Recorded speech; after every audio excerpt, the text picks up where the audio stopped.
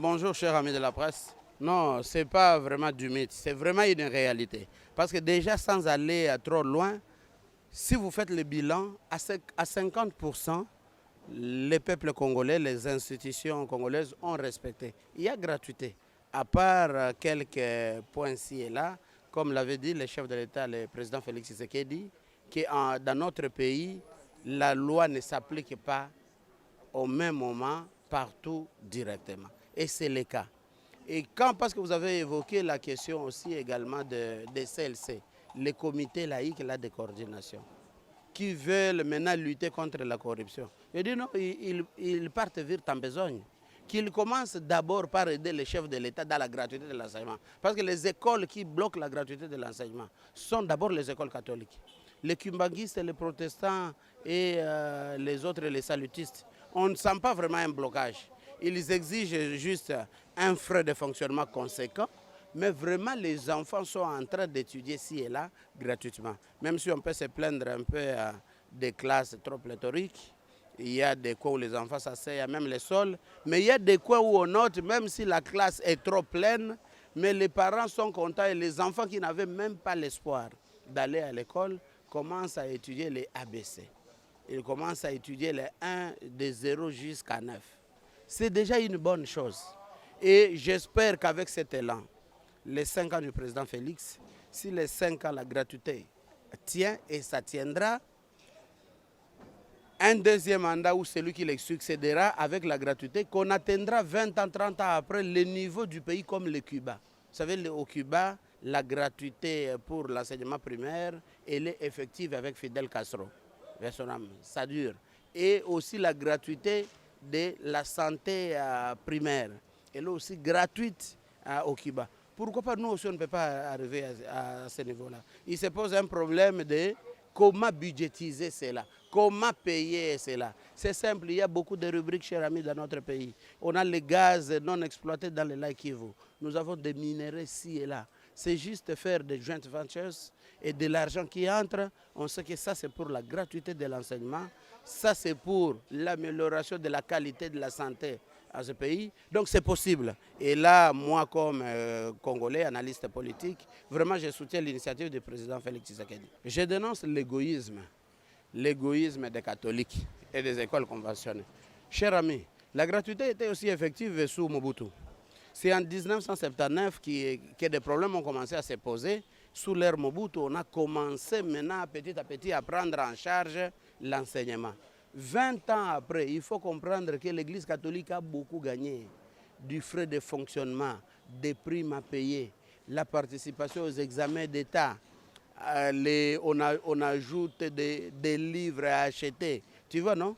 Alors que nous savons bien avant, les livres c'était gratuit, c'était un problème de l'école. J'ai étudié dans une école technique à Goma, ITIG, Institut technique industriel de Goma. Les livres, on les retrouvait à l'école pour chaque cours. Mais aujourd'hui, c'est les mêmes écoles ont les livres et nos élèves doivent les acheter. Et alors, l'Église catholique doit être conséquente, comprendre que cette ère-là, où ils gagnaient autant de millions, fois autant de milliers d'écoles qu'ils ont à travers le pays, c'est fini. Ils doivent aussi consentir un peu de sacrifices pour que la gratuité de l'enseignement soit effective. Ou c'est l'Église alors, ou ce n'est pas l'Église catholique. Je crois. Ce sont les écoles catholiques, mais qui sont conventionnées. Donc il y a une part de gestion et d'œil de surveillance de l'État. Ils finiront par, autour d'une table, trouver un consensus. C'est le frais de fonctionnement qui est trop élevé. Vous n'allez pas exiger d'abord $1 million de frais de fonctionnement pour une école avant d'accepter la gratuité de l'enseignement. C'est là où eux aussi se contredisent. Je reviens encore en disant et en dénonçant, on sent dans les chefs des responsables à l'Église catholique l'argent qui les a gagnés. Même s'ils ont contribué avec leurs écoles à l'éducation, l'émancipation de la classe congolaise depuis des années, mais ne doivent pas être gagnés par l'intérêt, le goût d'avoir de l'argent. C'est le moment aussi où ils doivent faire des sacrifices, ils doivent consentir cela, mais pas peut-être totalement. L'État, le président Félix est clair, il a dit, les frais de fonctionnement ça seront donnés par l'État congolais. Le problème, c'est qu'eux ne sont pas satisfaits avec les montants proposés pour les frais de fonctionnement. Et aussi, dans cette table ronde qui doit être organisée, on doit bien revoir la question. Parce qu'il y a par exemple les professeurs, je prends les cas de l'école Boboto, où un professeur a par exemple $400, $410, et il y a l'école de l'État par exemple à Kimbanseke, où le professeur se retrouve avec 150 000 francs à la fin du mois. On doit jouer à l'équilibrisme. Qui est plus enseignant que l'autre, qui doit toucher plus que l'autre. C'est tout cela qui doit être trouvé autour d'une table, et je crois que c'est en train d'être fait. Mais aller en grève n'est pas une solution. Par contre, ils doivent s'organiser, dialoguer avec l'État, qui est responsable, qui applique une loi consacrée par la Constitution, notre Constitution. Non, le dialogue.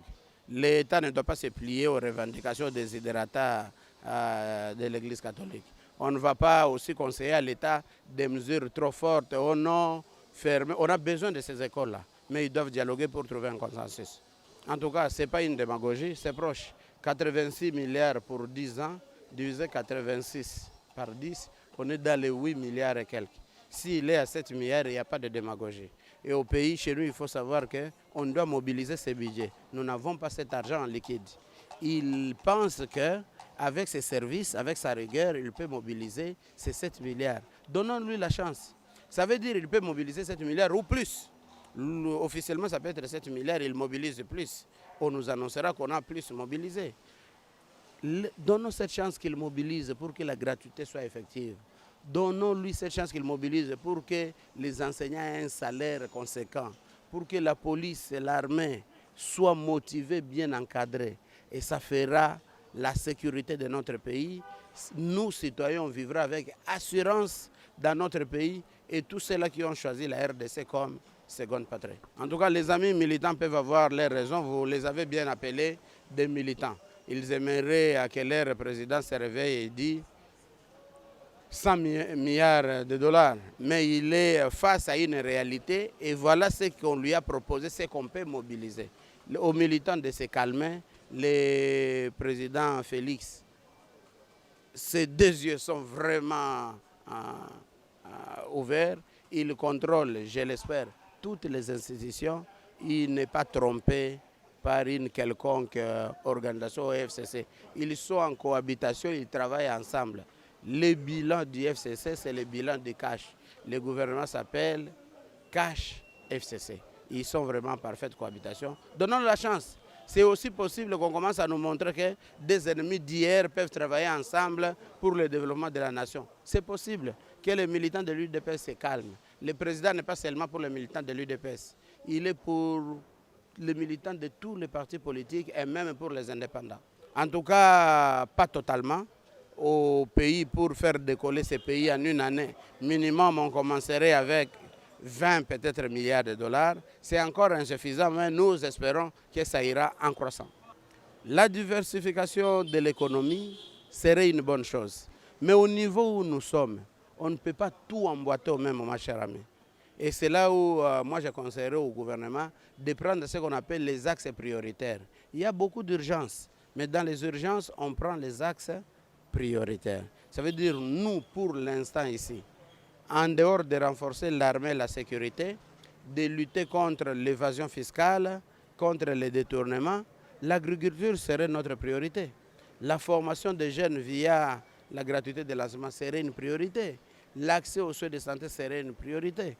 Mais on ne va pas être au-delà de ça. On veut aussi commencer à construire des satellites et les envoyer dans les airs. Ça viendra, mais pas maintenant.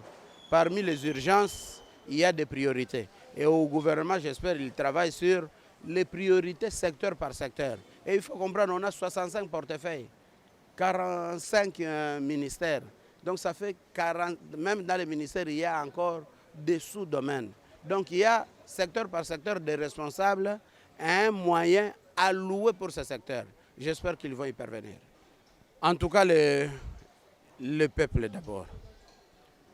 Je vais répondre dans deux volets. Les ministres UDPS qui refusent de prendre 70% des membres de cabinet de l'UDPS, qu'est-ce qu'ils mijotent? Ils sont en train de dire qu'à l'UDPS, il n'y a pas de compétences. Il y a des compétences à l'UDPS. Prenons par exemple le cas du ministère du Tourisme. Il n'y a pas de gens qui peuvent être des conseillers juridiques ici de l'UDPS, des gens qui ont étudié les droits. Ils ont. Il n'y a pas de gens des prospecteurs de marché. Il y en a. Il n'y a pas de ceux qui peuvent être des chargés d'études dans un cabinet. Il y en a. Pourquoi ils refusent de recruter? Vous avez 30% de votre manœuvre. Si vous voulez mettre toute votre famille, mettez. Mais c'est 70% ici du parti. Moi, je ne trouve pas de problème. D'autant que les ministères ont été partagés selon les regroupements, les partis politiques. Quoi de plus normal que pour les quelques ministères de l'UDPS, que 100 ou 200, 300 jeunes de l'UDPS travaillent momentanément, si c'est pour une année, si c'est pour 2 ans, au moins ils auront acquis une expérience. Et puis le ministre a tous les pouvoirs. 3 mois, 6 mois après, s'il voit que les conseillers ne lui servent à rien, il fait quoi? Il change, il remanie son cabinet. Pourquoi doit-il les refuser? Je trouve que c'est un combat non-sens. Les ministres qui les obtempèrent d'abord. Il y a un parti, et moi je ne suis pas acteur politique, je suis juste chroniqueur politique. C'est un conseil que je leur donne. En politique, c'est la fidélité et la loyauté. À peine nommé ministre, vous vous opposez à la vision de votre parti, c'est déjà un mauvais point de départ. En tout cas, ça dépend maintenant de chaque niveau de ministère. Par exemple, le ministère normal peut avoir 38 à 42. Le ministère d'État, c'est 42 plus 17 membres. Tu te choisis des compétences. Maintenant, ici, nous sommes en politique où la répartition est fonction de famille politique. C'est normal que peut-être le président de votre parti vous propose un directeur de cabinet ou un directeur de cabinet adjoint. Mais si vous n'êtes pas sûr des compétences de ces messieurs, parce que votre directeur de cabinet adjoint, ce sont ceux-là qui ils ont la responsabilité du ministère, de l'administration, de la gestion des finances sous votre direction. Donc c'est très normal que vous ayez un air sur ces gens. Je ne sais pas si ça proviendrait du parti ou de vous-même. C'est vous qui allez justifier votre bilan à la fin du mandat, de vos conseillers. Même jusqu'au conseiller en communication, votre attaché de presse, il faut des compétences. Et les ministres savent où sont les bons, meilleurs journalistes qu'ils ont côtoyés, qu'ils peuvent dénicher. Moi, je vous dirais, je suis devenu un attaché de presse dans le gouvernement passé d'un ministre que je ne côtoyais même pas. Je ne l'avais jamais rencontré. Mais le travail que je faisais, vous serez surpris, il va envoyer quelqu'un, dites à ces messieurs-là, je l'ai choisi comme mon attaché de presse. J'avais refusé, on m'a envoyé des gens pour la 2e fois, jusqu'à ce que j'étais devenu attaché de presse de Kokonyangi. Jusqu'à ce que les gens commençaient à dire que j'ai une ressemblance avec lui. On ne s'était pas côtoyé avant. Et on a fait la famille ensemble. Dans ce gouvernement, je ne suis plus là, je suis appelé pour d'autres fonctions ailleurs. En tout cas, moi, je ne suis pas d'accord avec les gens de CLC. J'ai rejoint Mouzé qui dit conglomérat d'aventuriers. Ça, c'est de la mauvaise aventure qu'ils sont en train de faire. S'ils veulent aider le président de la République, qu'ils conscientisent leur hiérarchie catholique à rendre effective la gratuité de l'enseignement dans leurs écoles catholiques. S'ils commencent par cet acte, le reste sera crédible. Ils vont lutter contre la corruption comment? Ils ont un appareil judiciaire. Ils vont arrêter qui? Ils vont faire comment? Oui, ils vont dénoncer comme nous on le fait et puis après qu'ils commencent par aider le chef de l'État. Et je les décourage à avoir des initiatives qui instabilisent le pays. Ils l'ont fait ici quand le président Félix a été élu président. Et ils ont dit qu'ils ont d'autres résultats. On s'attendait qu'en Fayoulou irait à la justice, que l'Église catholique lui donnera des preuves. Ils n'ont pas prouvé sa victoire. Et ils sont toujours comme ça. Ils commencent l'annonce d'une action et au finish, ils abandonnent en cours de route. Ils sont toujours. Je doute fort qu'ils soient derrière contre le dossier de 15 millions. Un dossier pourtant laissé à la justice. Que la justice fasse son travail. Ce n'est pas le travail du CLC. Juste comme société civile, dénoncer oui, mais pas se donner trop de pouvoir. Tu comprendras que la Mouka est finie, foutue. Ils sont en perte de vitesse et d'équilibre. C'est quel regroupement où il n'y a pas, tout le monde veut être leader, tout le monde veut être président. Là, il y a le problème. Martin Fayoulou, Papa Adolphe Mouzito, ils sont en perte de vitesse et la population ne les suit même pas. Maintenant, ça s'appelle bouée de sauvetage. Les CLC, ils s'accrochent maintenant au CLC pour qu'ils aient encore pignon sur eux. Il faut comprendre qu'ils doivent changer de stratégie. Vous êtes opposant, constituez-vous un vrai opposant. voyez ce que le gouvernement fait. Vous avez à les encourager. Si c'est mal fait, vous leur proposez tel que ça doit être bien fait. Comme faisait Mouzito avec ses feuilles, notes-là qu'il publiait pour critiquer les actions du gouvernement. Critiquer le gouvernement, aider-le à comprendre ce qu'ils doivent faire tout en préparant les échéances de 2023. Il n'y aura plus vérité des urnes, c'est fini. Le président c'est Félix Tshisekedi. Les amis de la Mouka qui sont en perte de vitesse, ça c'est pas mon problème, ça c'est leur problème. Ils doivent juste s'organiser. Mais se recroqueviller ou bien s'accrocher au CLC, ils ne gagneront pas. Même le CLC n'a pas pignon sur eux. Les catholiques n'ont pas réussi ici à élire un chef de l'État dans notre pays. Même pas 5 députés nationaux. Ils n'ont pas réussi à les élire. Seuls les partis politiques les font, alors qu'ils se calment. Ils n'ont pas la majorité de la population congolaise. En tout cas, chers amis, merci beaucoup.